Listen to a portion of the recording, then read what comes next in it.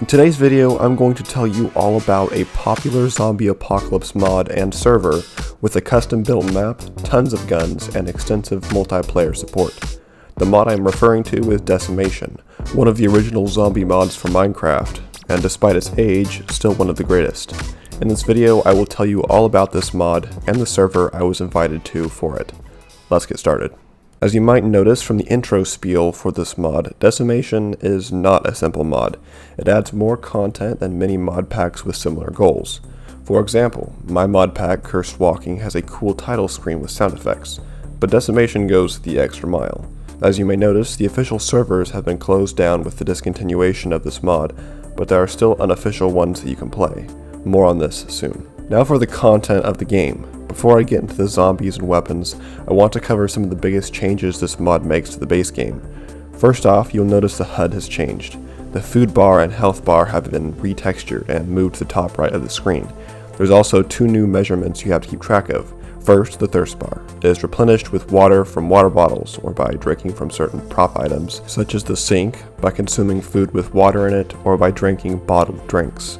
The other bar measures your blood content and will deplete if you begin bleeding out. Before moving on, I should clarify the food situation. All food added by the mod, which is mostly canned products, displays the nutrients and water level in it. That can give you an indication of how much the food bar and water bar it will fill up once you eat it or drink it. Opening up your inventory, you will notice a few more slots you can put stuff. The mask slot is for masks. Wearing a mask will protect you from irradiated areas. The other slot holds backpacks. Movement has been changed too. You can climb walls, go prone and fit through one block spaces, crouch, wave, and more. There's also a variety of small tweaks made to the base game, including a first-person model, different item drop mechanics, and altered camera movement. Now for the zombies. Technically they aren't zombies though, they are new mobs called the Infected. They spawn during the day and night and come in multiple variants. The normal Infected is the highest spawning variant. They are most similar to vanilla zombies, but if they horde together, they can quickly become a significant threat. There's also the crawler zombie, which is weaker, but due to a small profile and high speed, it is no less of a threat.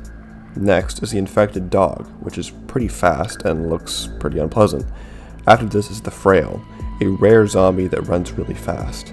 You will immediately recognize it by its crying, which is the exact same crying used in Grox's videos, which is such a weird coincidence. Anyway, and it also screams when it sees you, so that's fun times. Finally, there's the Bloater and Gawker, two massive zombies that have a lot of health and deal a lot of damage. They both look the same and explode if they get too close to you, so not sure what the difference between them are, but yeah. Also, if it wasn't obvious, this mod removes the spawning of all other hostile mobs, like creepers, skeletons, spiders, etc. Opening up the creative menu, it is immediately obvious this mod adds a lot of stuff. Tons of guns, armors, tools, props, and blocks. Guns are probably the first thing on people's mind when it comes to zombies, so I'll cover them first. Generally, guns take different types of magazines or clips, which are loaded into the gun with a default keybind of R. An exception to this is guns that take ammunition directly, such as a shotgun. Clips and magazines are then loaded with their respective bullets. Bullets can be stored and found stored in boxes. Right-clicking these will take the bullets out of the box so they can be loaded into a magazine or clip. In terms of design and functionality, the guns are amazing. They don't have the best loading animations and designs I've seen, but they are still really good. If you take into consideration the fact that the guns are just one feature of this entire mod that adds so much other content, it makes it even more impressive. One way the guns shine that I haven't seen replicated as good in other gun-specific mods is sound design and muzzle flash. All the guns have their own unique sound profile and actually sound like real guns being fired. The muzzle flash looks really good too. In addition to these guns, there are also some special types. A few include the minigun, RPG, and crossbow. All the guns can be equipped with attachments such as silencers, scopes, grips, and etc.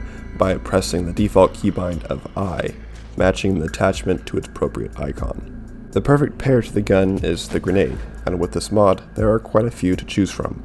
Smoke grenades and smoke signal grenades are two that don't do damage.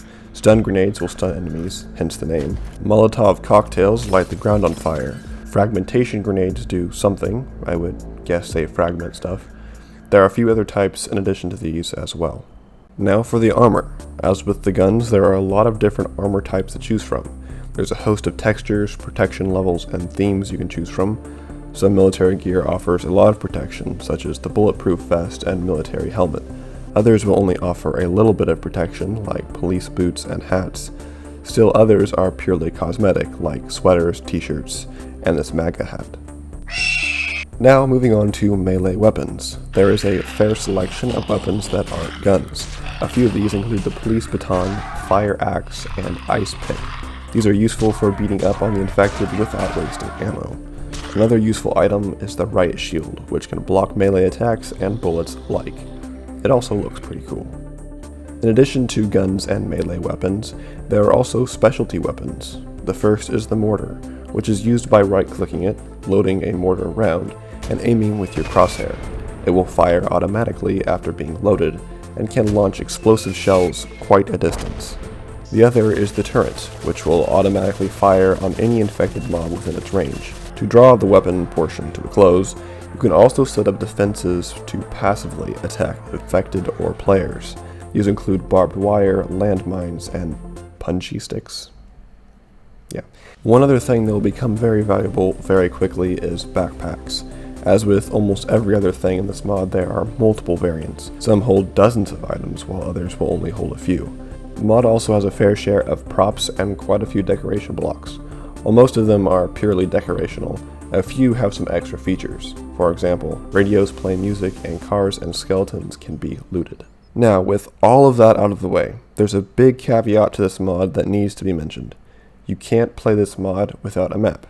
None of the weapons, armors, or clothes can be crafted, and no props or buildings generate naturally.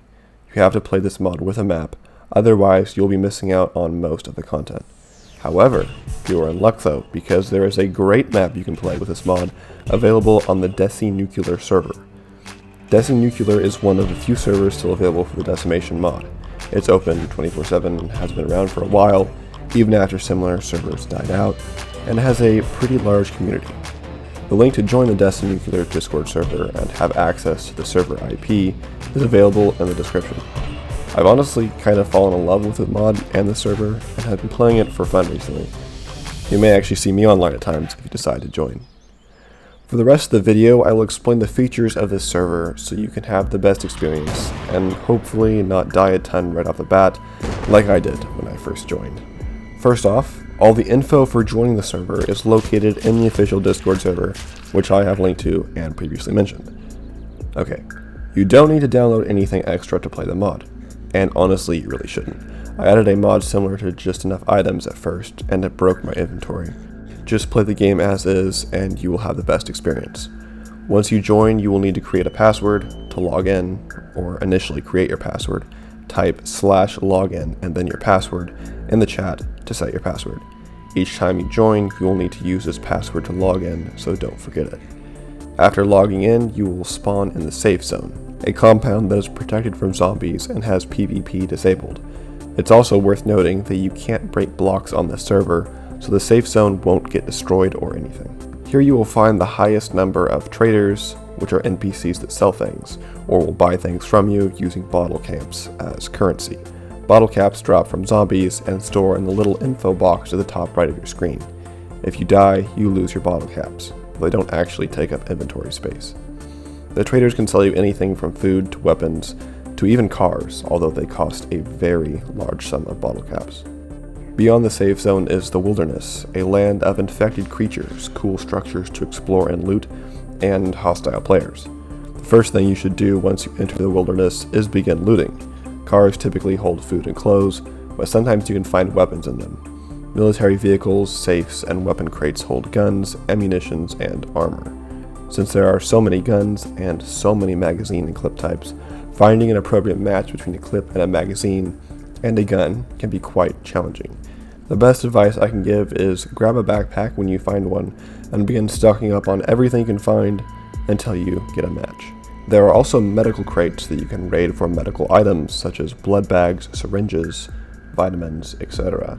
These all have different uses. Some heal broken bones, others stop bleeding, and one type of syringe will stop infection. While wandering around, you occasionally might notice pop-ups in chat saying someone has claimed land. This is done by clans. I'm not exactly sure how you join clans, so don't ask me about it. If you do encounter people on the server, be wary. Most people aren't friendly, and if they see you carrying around 5 different guns, they will probably shoot you instead of saying hi. However, there are some friendlies I ran into while playing on the server. Just be cautious. The mod also supports voice chat, so if you want to, you can set that up. The default keybind for turning on your mic is V. Press and hold it, and an icon will pop up saying you're talking. It's a proximity voice chat, so other people will only hear you if you are close by, and vice versa. Also, be careful of doors. If an open door says it needs a lockpick to open, do not, I repeat, do not close it behind you. It will lock. And since you can't break blocks, there's a good chance you might not be able to get out of whatever room you got into. I know this from experience, locking myself in 2 different bunkers. Yeah, I had to get the admins to get me out, and I'm sure they're getting tired of it by the time I did it the second time. Also, I nearly got stuck in a silo. So yeah, be careful. Also, ropes. You have to sneak and right click to use them. They don't function like ladders like I initially thought.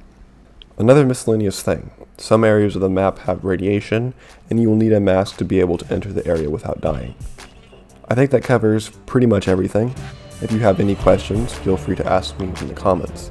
If you want to check out some other zombie related things, you can watch this video right here.